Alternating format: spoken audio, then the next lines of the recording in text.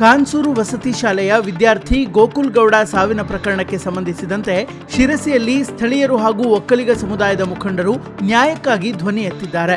ವಿದ್ಯಾರ್ಥಿಯ ಸಾವಿಗೆ 10 ದಿನಗಳು ಕಳೆದ ಹಿನ್ನೆಲೆಯಲ್ಲಿ ಸಮಾಜದ ಪ್ರಮುಖರು ಡಿವೈಎಸ್ಪಿ ಗೀತಾ ಪಾಟೀಲ್ ಅವರನ್ನ ಭೇಟಿ ಮಾಡಿ ತನಿಖೆಯ ಪ್ರಗತಿ ಕುರಿತು ಮಾಹಿತಿ ಪಡೆದರು. ಬಳಿಕ ಮಾತನಾಡಿದ ಮುಖಂಡರು, ಗೋಕುಲ್ ಸಾವಿನ ಪ್ರಕರಣವನ್ನ ಕೆಲವರು ರಾಜಕೀಯಕ್ಕೆ ಬಳಸಿಕೊಳ್ಳಲು ಯತ್ನಿಸಿದ್ದಾರೆ ಎಂದು ಆರೋಪ ಮಾಡಿದರು. ಮೃತ ವಿದ್ಯಾರ್ಥಿಯ ಕುಟುಂಬಕ್ಕೆ ನ್ಯಾಯ ದೊರಕಬೇಕು ಹೊರತು ಸಾವಿನ ಮನೆಯಲ್ಲಿ ರಾಜಕೀಯ ಮಾಡಬಾರದು ಎಂದು ಆಗ್ರಹಿಸಿದ್ರು. ವಿದ್ಯಾರ್ಥಿಯ ತಾಯಿ ಕೂಡ ಈ ಪ್ರತಿಭಟನೆಯಲ್ಲಿ ಭಾಗವಹಿಸಲು ಶಿರಸಿಗೆ ಬಂದಿದ್ರು. ಆದರೆ ಬಿಜೆಪಿ ಮುಖಂಡರು ಇಲ್ಲಿಗೆ ಬರಲು ಬಿಟ್ಟಿಲ್ಲ ಎಂದು ಆರೋಪ ಮಾಡಿದ್ರು. ಸಮಾಜದ ಮುಖಂಡ ಭಾಸ್ಕರ್ ಪಟ್ಕಾರ್ ಮಾತನಾಡಿ, ವಸತಿ ಶಾಲೆಯ ಶಿಕ್ಷಕರು ಹಾಗೂ ಸಿಬ್ಬಂದಿಯ ನಿರ್ಲಕ್ಷ್ಯದ ಬಗ್ಗೆ ಗಂಭೀರ ತನಿಖೆ ನಡೆಸಬೇಕು. ವಿದ್ಯಾರ್ಥಿ ತರಗತಿಗೆ ಗೈರಾಗಿದ್ರೂ ಗಮನ ಹರಿಸದಿರುವುದು ಅನುಮಾನಗಳಿಗೆ ಕಾರಣವಾಗಿದೆ ಎಂದರು. ಇನ್ನೊಂದೆಡೆ ಯಾವುದೇ ಒತ್ತಡಕ್ಕೆ ಮಣಿಯದೆ ಪೊಲೀಸರು ನಿಷ್ಪಕ್ಷಪಾತ ತನಿಖೆ ನಡೆಸಿ ವಿದ್ಯಾರ್ಥಿ ಸಾವಿಗೆ ಕಾರಣರಾದವರ ವಿರುದ್ಧ ಕಠಿಣ ಕ್ರಮ ಕೈಗೊಳ್ಳಬೇಕು ಎಂದು ಸಮಾಜದ ಪ್ರಮುಖರು ಒತ್ತಾಯಿಸಿದರು. ಉದ್ದೇಶ ಯಾಕೆ ಸೇರಿದ್ವಿ ಅನ್ನೋದನ್ನ ಮೋಹನ್ ಗೌಡರು ಹೇಳಿದ್ದಾರೆ. ನಾನು ವಿಚಾರವಾಗಿ ಈಗ ಡಿವೈಎಸ್ಪಿ ಗೀತಾ ಮೇಡಮ್ ಅವರಿಗೆ ಆವತ್ತು ಏನು 9ನೇ ತಾರೀಕಿಗೆ ಗೋಕುಲ್ ಗೌಡ ಹೇಳುವ ಒಂದು ನಮ್ಮ ಸಮಾಜದ ವಿದ್ಯಾರ್ಥಿ ಸಾವು ಆತ್ಮಹತ್ಯೆ ಹೇಳುವ ಒಂದು ಮೇಲ್ನೋಟಕ್ಕೆ ಏನು ಬಂದಿದೆಯಲ್ಲ, ಇದು ಆತ್ಮಹತ್ಯೆಯಲ್ಲ, ಸಂಪೂರ್ಣ ತನಿಖೆ ಆಗಬೇಕು ಹೇಳೋ ನಿಟ್ಟಿನಲ್ಲಿ ನಾವು ದೊಡ್ಡ ಮಟ್ಟದಲ್ಲಿ ಒಂದು ಪ್ರತಿಭಟನೆಯನ್ನು 18ನೇ ತಾರೀಕು ತಗೊಂಡಿದ್ವಿ. ಆವಾಗ ಮೇಡಮ್ ಅವರು 7 ದಿನಗಳ ಕಾಲಾವಕಾಶ ತಗೊಂಡಿದ್ರು. ಈ ಒಂದು ಸಾವಿನಲ್ಲಿ ಇವತ್ತು ಅಲ್ಲಿಯ ಮುರಾರ್ಜಿ ವಸತಿ ಶಾಲೆ ಬರೀ ಕಾನ್ಸೂರಲ್ಲ, ಜಿಲ್ಲೆಯ ಎಲ್ಲ ಮುರಾರ್ಜಿ ವಸತಿ ಶಾಲೆಯಲ್ಲಿ ಶಿಕ್ಷಕರು ಹಾಗೂ ಸಿಬ್ಬಂದಿಗಳ ನಿಷ್ಕಾಳಜಿಯನ್ನು ಎದ್ದು ತೋರ್ತಾ ಇದೆ. ಇವತ್ತೇ ಗೀತಾ ಪಾಟೀಲ್ ರವರಿಗೂ ಡಿವೈಎಸ್ಪಿ ಮೇಡಮ್ ಅವರು ಹೇಳುವಂಥ ಭಾಷೆಯಲ್ಲಿ ಗೊತ್ತಾಗಿದೆ. ಇದರ ಒಂದು ಹೊಣೆ ಅಲ್ಲಿಯ ಸಿಬ್ಬಂದಿಗಳ ನಿಷ್ಕಾಳಜಿ ಎದ್ದು ಕಾಣ್ತಾ ಇದೆ ಅನ್ನೋದು ಮೇಲ್ನೋಟದ ಒಂದು ತನಿಖೆಯಲ್ಲೂ ಬಂದಿದೆ. ನಾನು ಅವರಿಗೆ ಒತ್ತಾಯ ಮಾಡಿದ್ದೇವೆ ಇವತ್ತು ನಾವೆಲ್ಲ ಸೇರಿ, ಈ ಕೂಡಲೇ ಯಾರು ಆ ಸಿಬ್ಬಂದಿಗಳು ಈ ರೀತಿ ನಿಷ್ಕಾಳಜಿ ಮಾಡಿ ಒಂದು ಸಾವಿಗೆ ಕಾರಣ ಆಗಿದ್ದಾರೆ, ಈ ಕೂಡಲೇ ಅವ್ರ ಮೇಲೆ ನೀವು FIR ಹಾಕಬೇಕು. ಆ ಸಿಬ್ಬಂದಿಗಳ ಎಲ್ಲರ ಮೇಲೆ ಈ ರೀತಿ ನಿಷ್ಕಾಳಜಿಯಿಂದಾಗಿ ಸಾವಾಗಿದೆ ಗೋಕುಲ್ ಗೌಡ.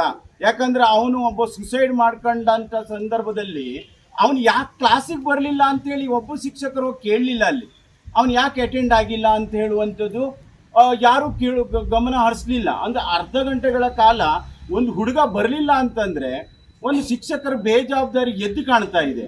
ಅದಕ್ಕೋಸ್ಕರ ಈ ಕೂಡಲೇ ಸಂಪೂರ್ಣ ಶಿಕ್ಷಕರ ಮೇಲೆ ನೀವು ಪೊಲೀಸ್ ಇಲಾಖೆಯಿಂದ ಅವ್ರ ಮೇಲೆ FIR ಹಾಕಬೇಕು, ತನಿಖೆ ಮಾಡಿ ಅವರನ್ನು ಸಸ್ಪೆಂಡ್ ಮಾಡಬೇಕು ಅಂತ ಒತ್ತಾಯ ಮಾಡಿದ್ದೇವೆ. ಹಾಗೆ ಮುಂದಿನ ದಿನಗಳಲ್ಲಿ ಈ ತನಿಖೆ ಭಾಳ ಸ್ಟ್ರಾಂಗ್ ಆಗಿ ತಗೊಂಡು ಹೋಗಬೇಕಾಗ್ತದೆ. ಯಾಕಂತಂದ್ರೆ ಇದು ಬರೀ ಗೋಕುಲ್ ಗೌಡ ಸಾವು ಅಂತ ಹೇಳಲ್ಲ, ಯಾರ್ದು ಮುಂದಿನ ದಿನಗಳಲ್ಲಿ ಈ ರೀತಿ ಸಾವು ಆಗಬಾರ್ದು ಹೇಳುವ ಒಂದು ವಿಚಾರಕ್ಕೆ ನಾವು ದೊಡ್ಡ ಮಟ್ಟದಲ್ಲಿ ಹೋರಾಟವನ್ನು ಮಾಡಿದ್ದೇವೆ. ಆದರೆ ಇನ್ನೊಂದು ಬೇಜಾರದ ಸಂಗತಿ, ನೇರವಾಗಿ ಆರೋಪ ಮಾಡ್ತೇನೆ, ಗೋಕುಲ್ ಗೌಡನ ಸಾವನ್ನಿಟ್ಟುಕೊಂಡು ಇವತ್ತು ಇಲ್ಲಿ ಇದನ್ನು ಏನು ಮಾಡಿದ ಕೆಲವೊಂದು ಪಟ್ಟಭದ್ರ ಹಿತಾಸಕ್ತಿಗಳು ರಾಜಕೀಯ ಸ್ವರೂಪವನ್ನು ಪಡೀಲಿಕ್ಕೆ ಹೊರಟಿದ್ದಾವೆ ಹೇಳುವ ಒಂದು ಬಹಳ ಬೇಜಾರದ ಸಂಗತಿ ನಮ್ಮ ಸಮಾಜಕ್ಕೆ ನಮಗೆ ಬಹಳ ನೋವು ಆಗ್ತಾ ಇದೆ. ಯಾಕಂದ್ರೆ ನಾವು ಇವತ್ತು ಸಮಾಜದ ವತಿಯಿಂದ ಒಂದು ನ್ಯಾಯ ಸಿಗಬೇಕು ಹೇಳಿ ಹೋರಾಟ ಮಾಡಿದಾಗ ಆ ಒಂದು ಹುಡುಗನ ಅಮ್ಮನನ್ನು ಇವತ್ತು ಕೆಲವೊಂದು ಪಟ್ಟಭದ್ರ ಹಿತಾಸಕ್ತಿಗಳು ಇವತ್ತು ಏನು ಮಾಡ್ತಾ ಇದೆ, ದಿಕ್ಕು ತಪ್ಪಿಸುವಂಥ ಕೆಲಸ ಮಾಡ್ತಾ ಇದೆ. ದಯವಿಟ್ಟು ಆ ಪಟ್ಟಭದ್ರ ಹಿತಾಸಕ್ತಿಗಳಿಗೆ ನಾನು ಹೇಳ್ತೇನೆ, ನೀವು ರಾಜಕೀಯ ಮಾಡೋದಿದ್ರೆ ಸಾವನಲ್ಲಿ ರಾಜಕೀಯ ಮಾಡಬೇಡಿ. ನೀವು ಸಾವನ್ನು ಮತಬೇಣಿಕೆಗೆ ರಾಜಕಾರಣ ಮಾಡೋದನ್ನು ಬಿಡಬೇಕು.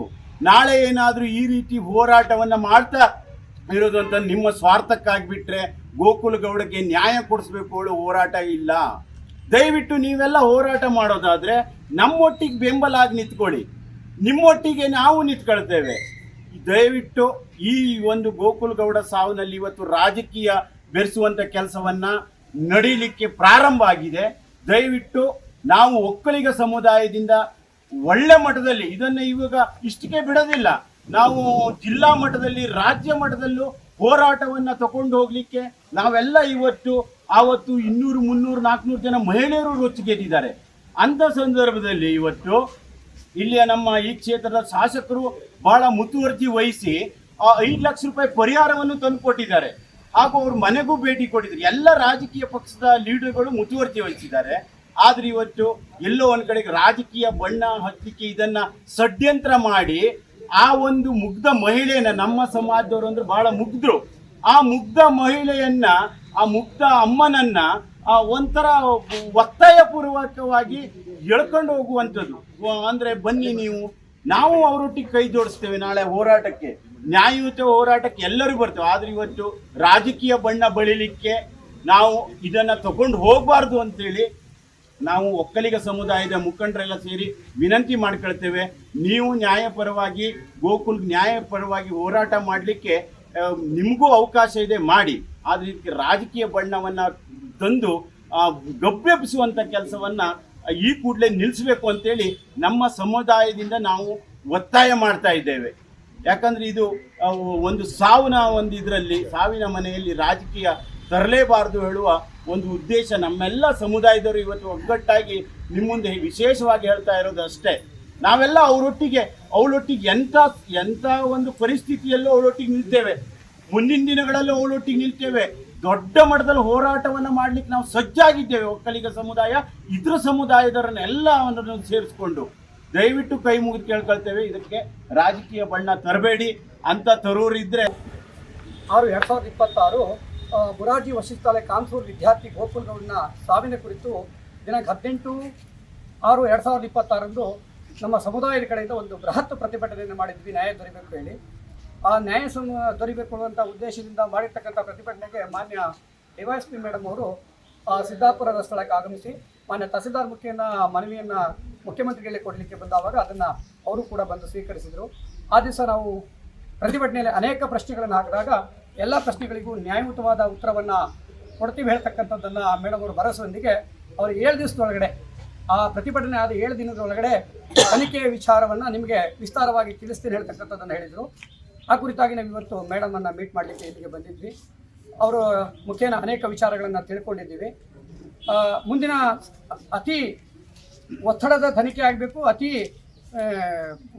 ದಷ್ಟಪುಷ್ಟವಾಗಿ ಯಾವುದೇ ಕಾರಣಕ್ಕೂ ಇದು ನಿಷ್ಪಕ್ಷಪಾತವಾಗಿ ಆಗಬೇಕು, ನಮಗೆ ನ್ಯಾಯ ದೊರೀಬೇಕು, ನ್ಯಾಯಯುತವಾಗಿ ಆಗಬೇಕು ಅಂತಕ್ಕಂಥದ್ದನ್ನು ಮೇಡಮ್ ಹತ್ರ ಪುನಃ ಆಗ್ರಹವನ್ನು ಮಾಡಿದ್ದೀವಿ.